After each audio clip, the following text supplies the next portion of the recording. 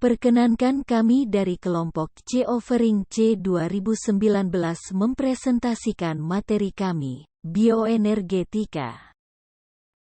Di sini yang pertama saya akan menjelaskan mengenai bioenergetika secara general atau secara umum.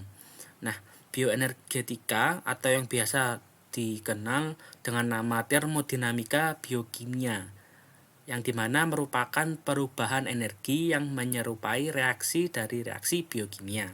Nah, reaksi ini itu biasanya diikuti oleh pelepasan energi selama ada sistem yang bergerak. Biasanya itu berupa sistem dari tingkat energi yang lebih tinggi ke tingkat energi yang lebih rendah. Kemudian juga ada menurut Breville dalam Subandiono, di mana bioenergetika ini merupakan transformasi energi pada suatu makhluk hidup yang mengikuti hukum dari termodinamika. Nah, menurut Subandiono ini antara biologi dengan termodinamika sendiri itu ada kaitan dan saling terkait, di mana adanya transformasi energi seperti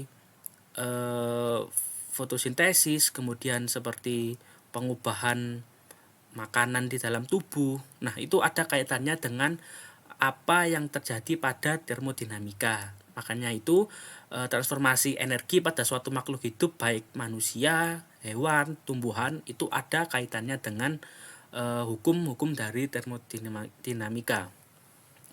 Kemudian bioenergetika ini juga terdiri atas non-biologis dan biologis, di mana jika non-biologis itu terjadi transformasi dengan pengubahan energi ke dalam energi mekanik atau ke dalam energi listrik. Nah, ini secara non-biologis berarti bisa dikategorikan masuk ke dalam ilmu ke bidang fisika, di mana seperti terjadi pada siklus Carnot. Kemudian ada juga secara bioenergetika, secara biologis, di mana terjadi transformasi dengan melibatkan energi kimia dalam memberi tenaga. Nah, biologis ini yaitu adanya transformasi energi di dalam suatu tubuh makhluk hidup, di mana misal ada makanan yang masuk begitu, kemudian diproses dan nanti hasil akhirnya akan memberikan energi atau tenaga. Itu pada bioenergetika secara biologis. Nah, itu untuk penjelasan secara general terkait bioenergetika. Kemudian kita lanjut. Nah, tadi kan sudah saya jelaskan ya, bioenergetika ini merupakan termodinamika biokimia. Nah, berarti kita kulik dulu terkait dengan apa itu termodinamika. Nah, termodinamika sendiri yaitu merupakan hubungan kuantitatif antara energi berupa panas dengan dengan perubahan ke dalam energi dalam bentuk lain. Nah, di dalam ilmu termodinamika sendiri itu terdapat konsep atau teori yang dimana nantinya akan dijelaskan terkait pengubahan energi dan dalam proses pengangkutannya. Kemudian juga ada proses pengubahan juga jika pada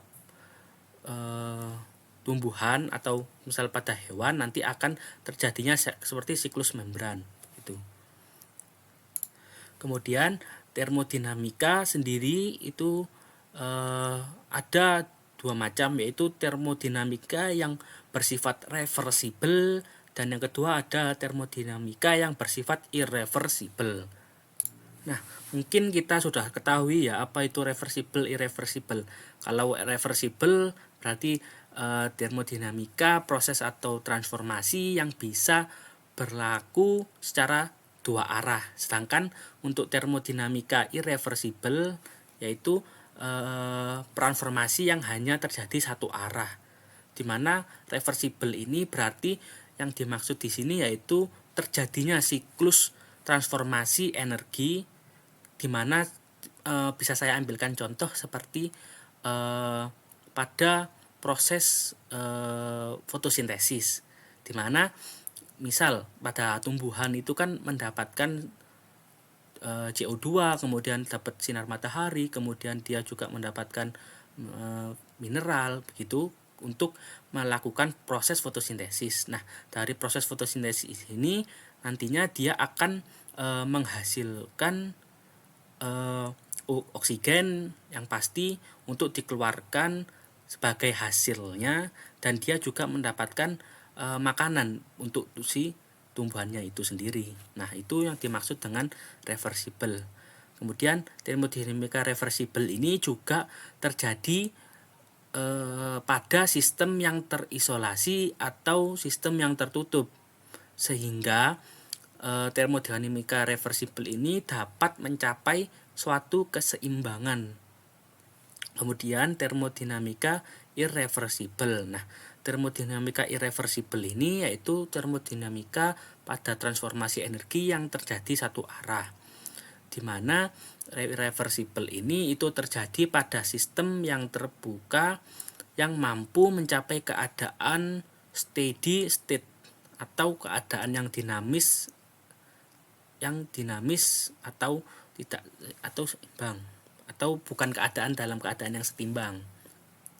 Kemudian ada juga lanjut untuk meninjau transformasi energi, termodinamika membedakan antara apa itu sistem dan apa itu lingkungan. Nah, sistem sendiri merupakan segala sesuatu yang menjadi pusat perhatian pengkajian dalam transformasi energinya. Kemudian ada juga lingkungan, di mana segala sesuatu yang berada di luar dari sistem. Nah, itu untuk sistem dan lingkungan. Kemudian kita kembali lagi, ya. Di sini sistem berdasarkan ada tidaknya aliran materi dan energi antara sistem dan lingkungan, di mana terbagi menjadi ke dalam tiga macam sistem. Yang pertama sistem terbuka, yang kedua sistem tertutup, dan yang ketiga sistem terisolasi. Nah, sistem terbuka ini yaitu sistem yang mengakibatkan terjadinya pertukaran energi terhadap lingkungannya, atau juga pertukaran energi ini mengakibatkan atau adanya pengaruh terhadap lingkungannya. Kemudian yang kedua sistem tertutup, yaitu sistem yang mengakibatkan terjadinya pertukaran energi tetapi tidak terjadi pertukaran energi tersebut terhadap lingkungannya atau dengan lingkungannya. Kemudian yang ketiga sistem terisolasi, yaitu sistem yang tidak mengakibatkan terjadinya pertukaran energi dengan lingkungannya. Nah, dari ketiga sistem ini maka dapat kita simpulkan bahwa yang pertama pada sistem terbuka terjadi aliran materi dan energi antara sistem dan lingkungannya. Kemudian pada sistem yang tertutup hanya energi yang dapat keluar dan masuk antara sistem dan lingkungannya. Sedangkan pada yang sistem terisolasi itu baik energi maupun materi itu tidak dapat keluar atau masuk dari lingkungan ke dalam sistem atau sebaliknya. Baik, selanjutnya kita akan membahas mengenai hukum dalam bioenergetika, yaitu termodinamika. Termodinamika merupakan bagian dari cabang fisika yang namanya termofisika. Termodinamika adalah ilmu yang mempelajari hubungan antara energi dan kerja dalam suatu sistem. Termodinamika hanya mempelajari besaran-besaran yang berskala besar atau makroskopis dari sistem yang dapat diamati dan diukur dalam eksperimen. Besaran-besaran yang berskala kecil atau mikroskopis dipelajari dalam teori kinetik gas atau fisika statis. Termodinamika juga dapat diartikan sebagai ilmu yang menjelaskan kaitan antara besaran fisis tertentu yang menggambarkan sikap zat di bawah pengaruh kalor. Besaran fisis ini disebut koordinat makroskopis sistem. Kaitan atau rumus yang menjelaskan hubungan antar besaran fisis diperoleh dari eksperimen dan kemudian dapat digunakan untuk meramalkan perilaku zat di bawah pengaruh kalor. Jadi, termodinamika merupakan ilmu yang berlandaskan pada hasil-hasil eksperimen. Termodinamika dalam arti sempit merupakan salah satu ranting dalam ilmu alam, ilmu tabiat atau fisika yang mempelajari materi yang ada dalam keadaan setimbang terhadap perubahan temperatur, tekanan, volume, dan komposisi kimia. Termodinamika didasarkan pada 4 empiris, yaitu hukum ke-0, pertama, kedua, dan ketiga termodinamika. Oleh karena itu, sebagian ahli menyatakan termodinamika merupakan ranting fisika yang mempelajari hubungan antar kalor dan kerja. Energi adalah kapasitas atau kemampuan untuk melaksanakan kerja. Aktivitas kerja pada materi di dalam sel dapat terjadi karena gesekan atau karena proses gravitasi. Energi juga merupakan kemampuan untuk mendaur ulang suatu kumpulan materi, misalkan kotoran ternak menjadi kompos. Setiap materi yang berpindah atau bergerak memiliki bentuk energi yang disebut sebagai energi kinetik atau energi gerak. Objek suatu benda atau materi dalam sel bergerak melakukan kerja dengan cara menggerakkan benda lain. Contohnya, kontraksi otot pada kaki akan mendorong pedal sepeda. Cahaya juga merupakan bentuk energi kinetik yang dapat digunakan untuk melakukan kerja seperti proses fotosintesis pada tumbuhan hijau. Panas atau energi termal merupakan energi kinetik yang dihasilkan dari proses pergerakan molekul secara acak. Suatu objek yang sedang dalam keadaan diam dan tidak bergerak masih tetap memiliki energi yang merupakan kapasitas untuk melakukan kerja. Energi yang tersimpan, yaitu energi potensial, adalah energi yang dimiliki oleh materi karena lokasi atau strukturnya. Misalnya, air dalam bendungan menyimpan energi karena ketinggiannya. Contoh lain adalah energi kimia yang tersimpan dalam molekul, yaitu bentuk energi karena perbedaan struktur atom-atomnya. Yang pertama kita bahas yaitu hukum ke-0 termodinamika. Pada dasarnya, hukum ke-0 termodinamika merupakan asas kesetimbangan termodinamika. Asas tersebut menyatakan jika dua objek yang terpisah ada dalam keadaan setimbang termodinamik dengan objek yang ketiga dan mereka ada dalam keadaan setimbang, maka ketiga objek yang ada dalam kesetimbangan termodinamik mempunyai temperatur yang sama. Seperti yang ada di gambar di layar. Dengan nama lain, hukum ke-0 termodinamika dapat dinyatakan sebagai berikut. Apabila sistem A berada dalam keadaan setimbang termal dengan sistem B dan sistem A juga dalam keadaan setimbang termal dengan sistem C, maka sistem B juga berada dalam keadaan setimbang termal dengan sistem C. Maksudnya di sini ketika hubungan A dan B ini setimbang termal, kemudian A dan C juga memiliki kesetimbangan termal, maka B dan C ini juga memiliki kesetimbangan yang termal, yaitu mereka ini dalam satu lingkup yang sama. Selanjutnya yaitu hukum pertama termodinamika. Perubahan bentuk atau transformasi energi yang terjadi dalam suatu kumpulan materi disebut termodinamika. Sistem digunakan untuk menyatakan materi yang sedang dipelajari. Transformasi yang terjadi di luar sistem, energi dapat ditransfer atau dipindahkan ke sistem lain. Sebaliknya, sistem yang terjadi hanya di dalam materi disebut sistem tertutup. Energi dapat ditransfer dan ditransformasikan, akan tetapi tidak dapat diciptakan atau dimusnahkan. Disebut dengan kekekalan energi atau hukum termodinamika. Contohnya, cara mengubah cahaya menjadi energi kimia pada tumbuhan hijau sebagai pentransformasi energi, bukan sebagai produsen. Selanjutnya yaitu hukum kedua termodinamika. Setiap transformasi energi dapat membuat jagat raya atau organel sel menjadi tidak teratur. Ukuran ketidakteraturan atau terjadinya proses pengacakan di jagat raya atau di dalam sel disebut dengan entropi. Semakin acak suatu kumpulan materi di dalam sel, maka nilai entropinya semakin besar. Hukum termodinamika kedua berbunyi setiap transfer atau transformasi energi akan meningkatkan entropi jagat raya. Pada banyak kasus, bahwa peningkatan entropi sangat jelas terlihat pada kerusakan fisik suatu struktur sistem. Contoh, pada proses pelapukan materi terjadi peningkatan entropi di jagat raya. Contoh lain, misalnya 25% energi kimia yang tersimpan dalam tangki bahan bakar mobil digunakan untuk menggerakkan mobil. Sisanya 75% hilang sebagai panas yang tersebar di sekeliling mesin tersebut.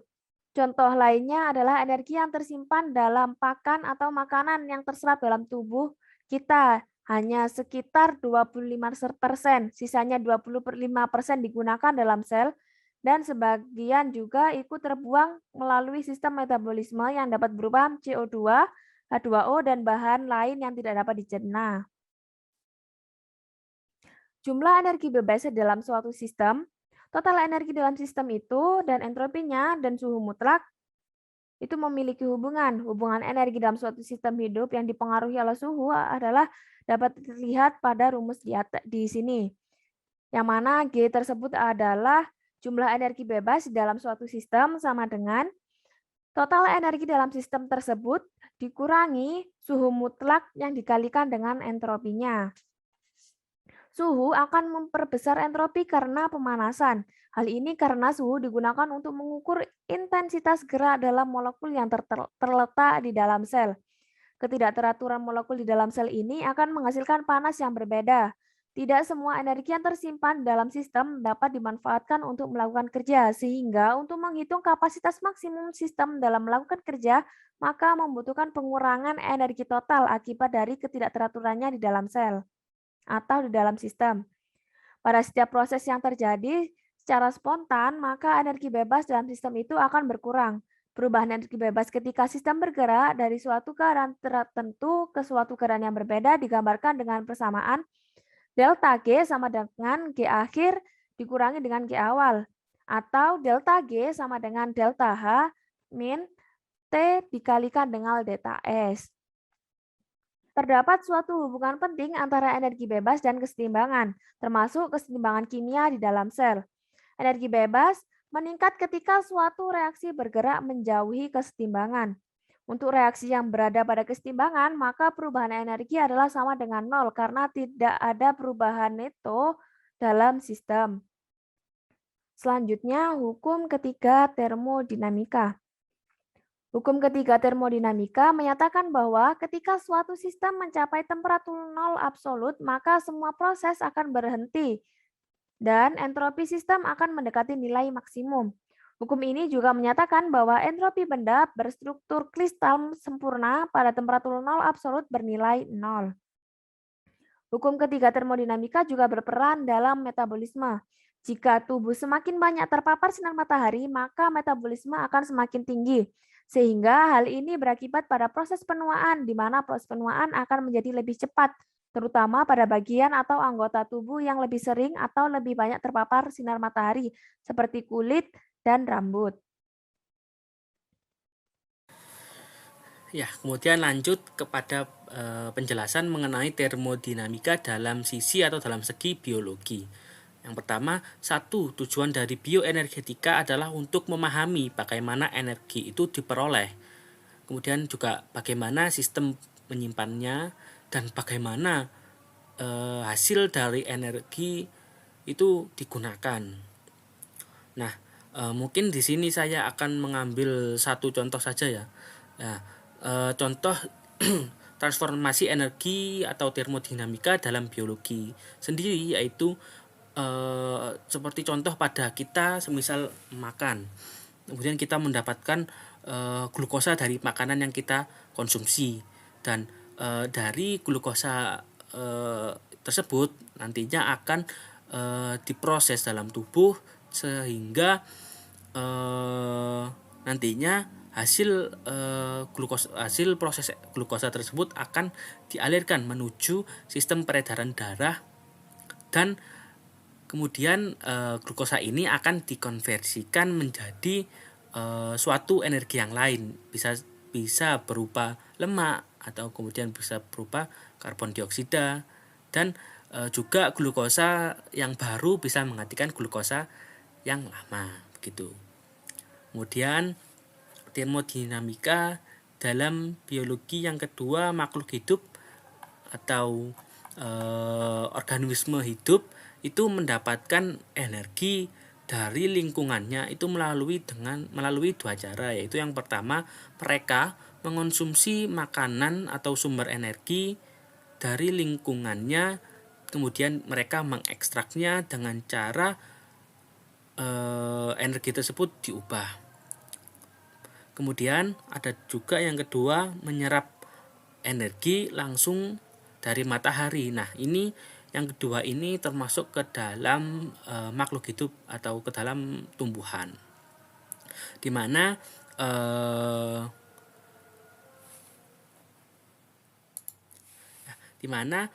ini dikenal dengan seperti proses fotosintesis. Kemudian lanjut. Nah, di sini dapat kita lihat gambar adanya keterkaitan antara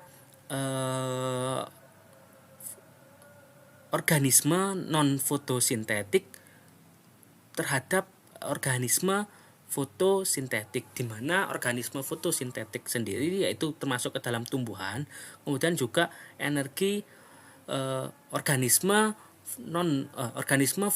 non fotosintetik terjadi pada makhluk hidup, contohnya yaitu pada kuda di sini. Nah, yang pertama kan ada matahari yang kemudian matahari tersebut memberikan cahaya matahari yang kemudian diproses sebagai untuk membantu proses fotosintesis kepada tumbuhan atau organisme fotosintetik. Nah, organisme fotosintetik ini itu menangkap energi langsung dari matahari untuk mengubah CO2 yang nantinya akan membentuk produk yang menyimpan energi kimia tinggi berupa glukosa dan molekul lainnya. Kemudian sel non fotosintetik atau organisme non fotosintetik ini memanfaatkan produk hasil fotosintesis tersebut melalui proses respirasi, kemudian mengekstraknya menjadi energi dan membebaskan karbon dioksida dan kemudian kembali lagi ke atmosfer.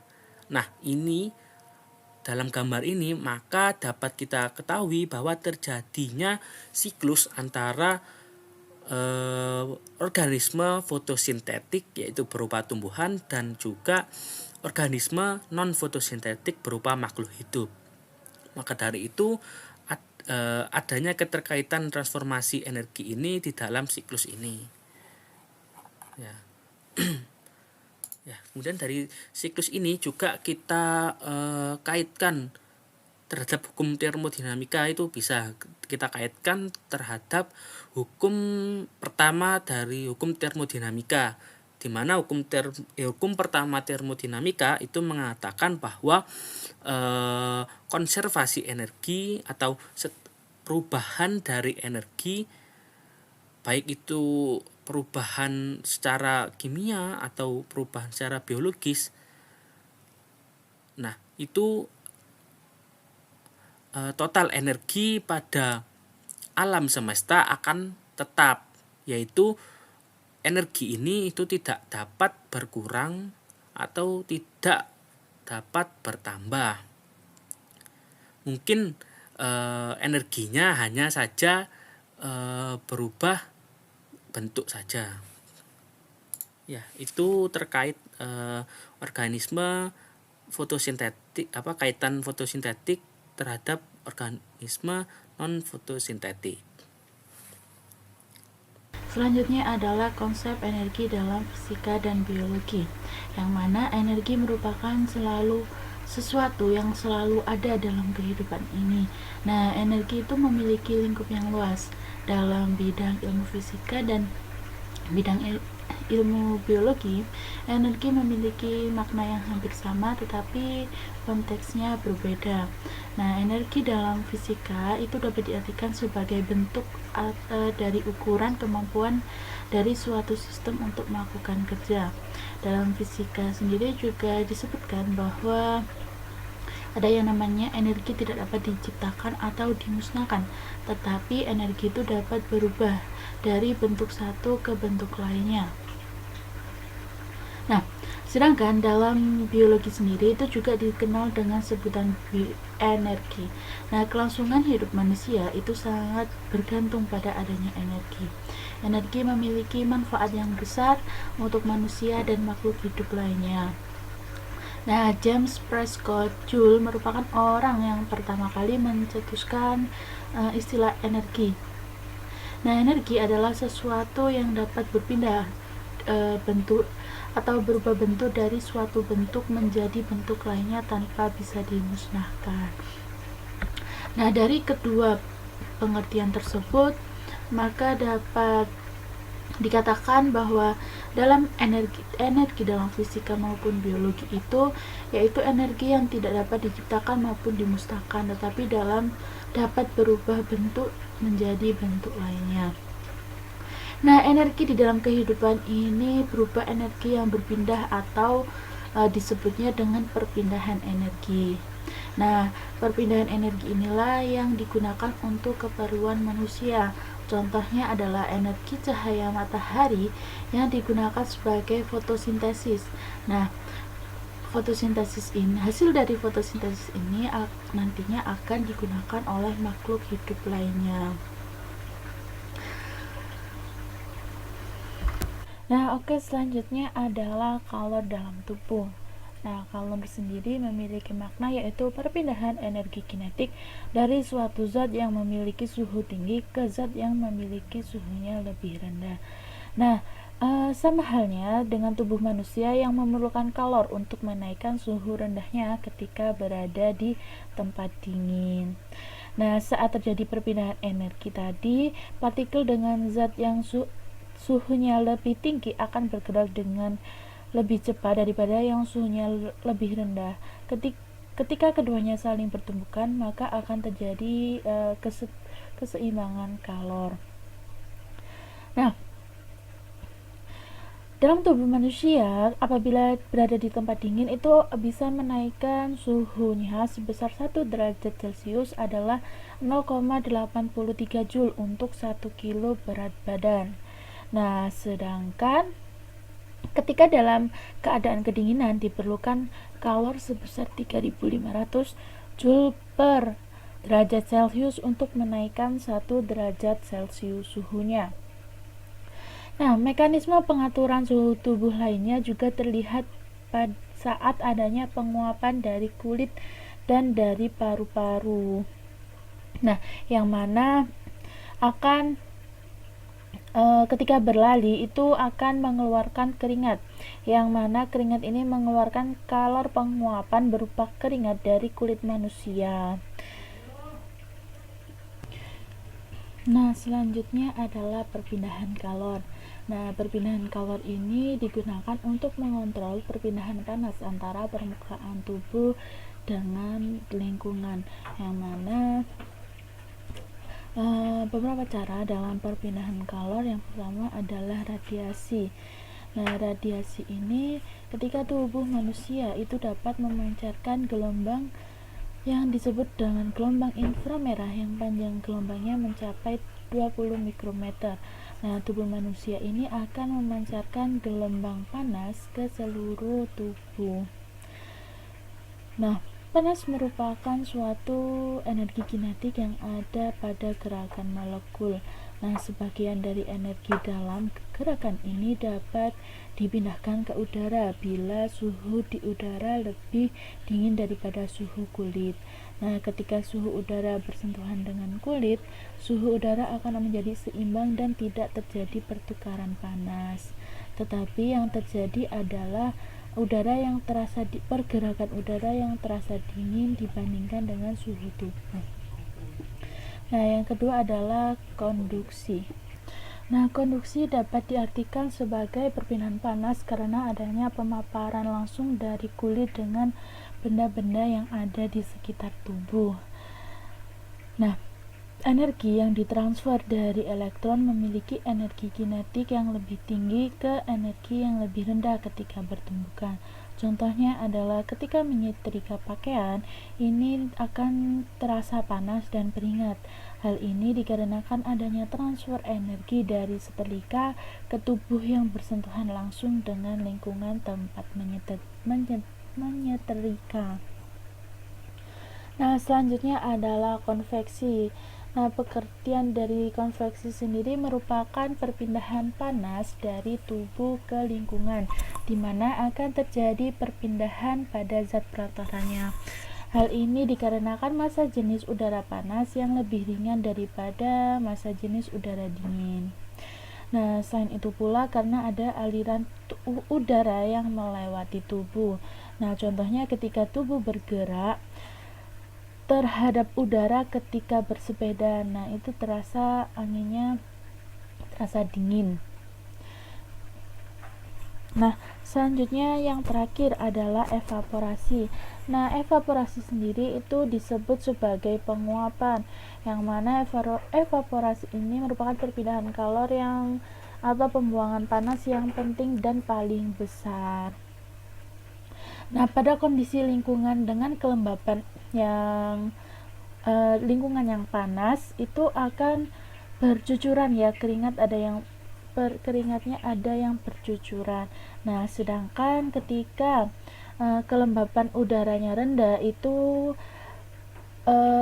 keringat tidak bercucuran, karena ketika kelembapan itu rendah maka akan terjadi penguapan itu yang cepat.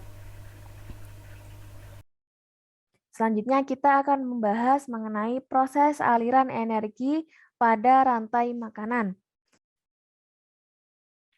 Interaksi antar organisme dengan lingkungan dapat terjadi karena adanya aliran energi. Aliran energi adalah jalur satu arah dari perubahan energi pada suatu ekosistem.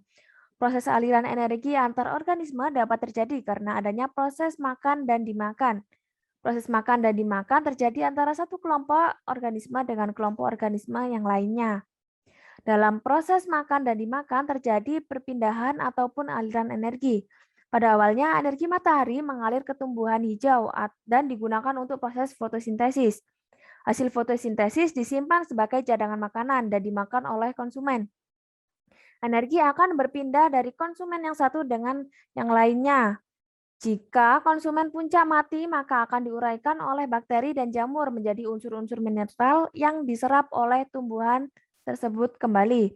Pada proses perpindahan energi dari satu trofik ke tingkatan trofik lainnya, selalu ada energi yang hilang, sehingga dapat dikatakan bahwa aliran energi merupakan rangkaian urutan perpindahan bentuk energi satu ke bentuk energi yang lain, dimulai dari sinar matahari lalu ke produsen, konsumen, sampai ke pengurai di dalam tanah.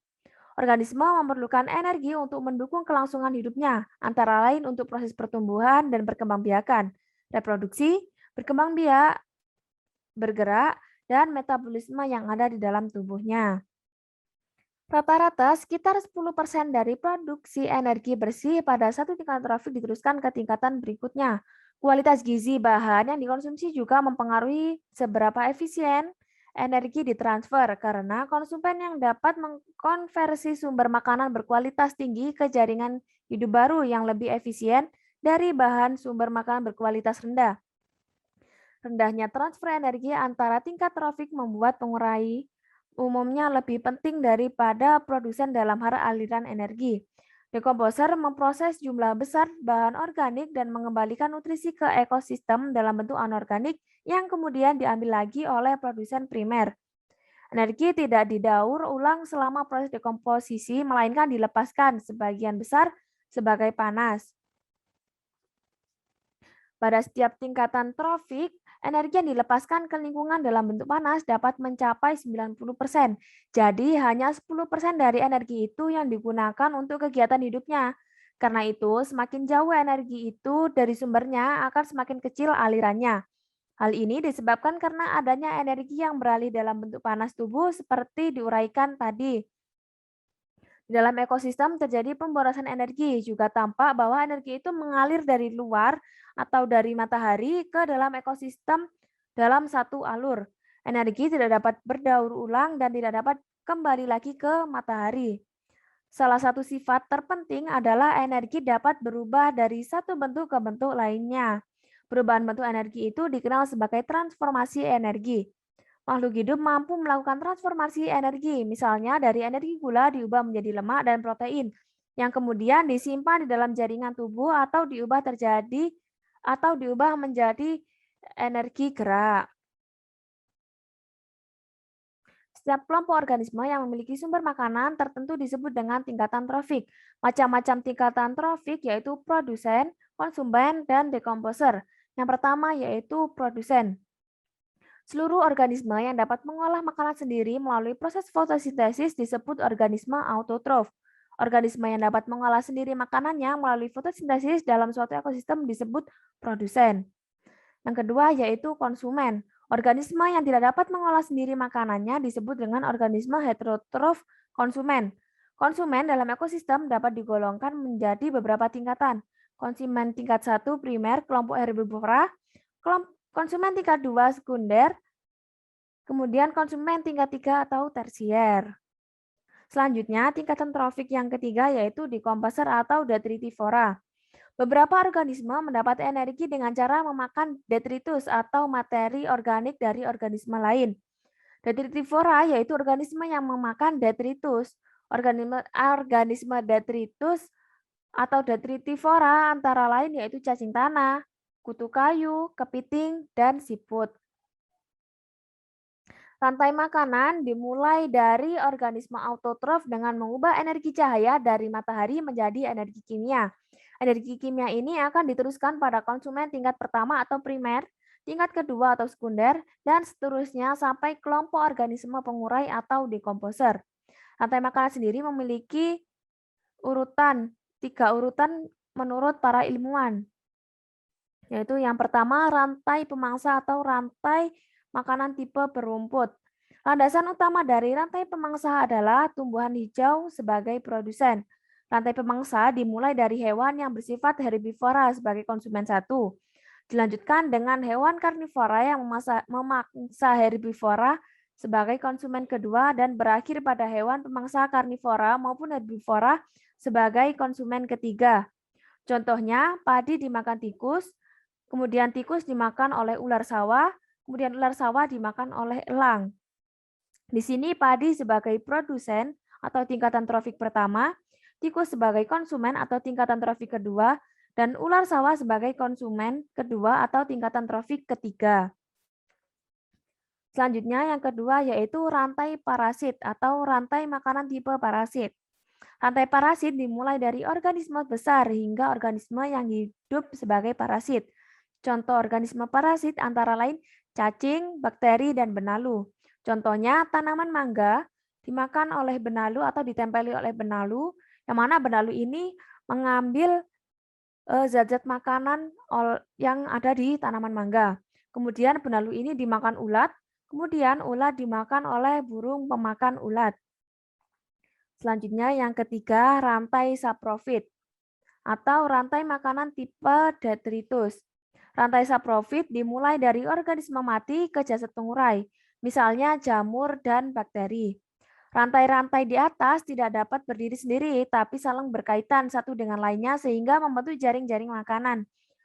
Contohnya, seresa dimakan oleh cacing tanah, kemudian cacing tanah dimakan oleh ayam, kemudian ayam dimakan oleh musang. Kemudian ketika musang mati, maka akan dimakan oleh detritus. Ya, selanjutnya saya akan menjelaskan pengaplikasian dari bioenergetika dalam kehidupan. Yang pertama, bioenergetika dalam bidang terapi. Bioenergetika dalam terapi ini yaitu suatu metode terapi yang berfokus pada pola ketegangan otot tubuh. Nah, para psikoterapis bioenergetika itu mempercayai adanya hubungan antara pikiran serta tubuh. Nah, apapun yang mempengaruhi tubuh pasti ada pengaruh terhadap pikiran, dan apa yang mempengaruhi pikiran pasti ada pengaruh terhadap tubuh, begitu. Kemudian juga pertahanan psikologis juga akan mempengaruhi seseorang dalam mengatasi rasa sakit dalam yang dialami di dalam tubuhnya. Nah, terapi di sini saya mengambil contoh 4, yaitu yang pertama ada akupuntur, yang kedua healing touch, yang ketiga reiki, dan yang keempat energy worker. Akupuntur sendiri yaitu teknik yang sederhana yang menggunakan jarum khusus untuk menunjukkan efek positif, serta jarum yang ditusukkan ini itu nantinya akan merangsang hipotalamus pituitari dalam melepaskan beta endorfin yang berefek dalam pengurangan efek nyeri. Nah, menurut Zhang, akupuntur ini itu merupakan penusukan jarum ke dalam dan melewati kulit pada tempat yang spesifik atau di tempat yang saraf, di tempat tertentu seperti tempat-tempat sarafnya, begitu. Nah, akupuntur sendiri itu memulihkan homeostatis pada tubuh yang berfungsi pada kesehatan tubuh, kesehatan pada tubuh, di mana akupuntur ini juga dapat mempengaruhi fungsi organ seperti tekanan darah, gerakan pencernaan, aktivitas sistem saraf otonom, serta pelepasan hormon dan substansi kimia pada darah. Itu menurut Zhang. Kemudian kita lanjut pada healing touch. Healing touch sendiri merupakan penurunan suhu tubuh dengan memberikan terapi sentuhan. Ya, itu healing touch. Kemudian yang ketiga terapi reiki. Nah, terapi reiki ini yaitu terapi sentuh tradisional yang berdasarkan pada kepercayaan orang Timur dalam menyembuhkan penyakit bawaan pada tubuh. Nah, secara konsep reiki ini itu bekerja dalam menyalurkan energi universal melalui tangan.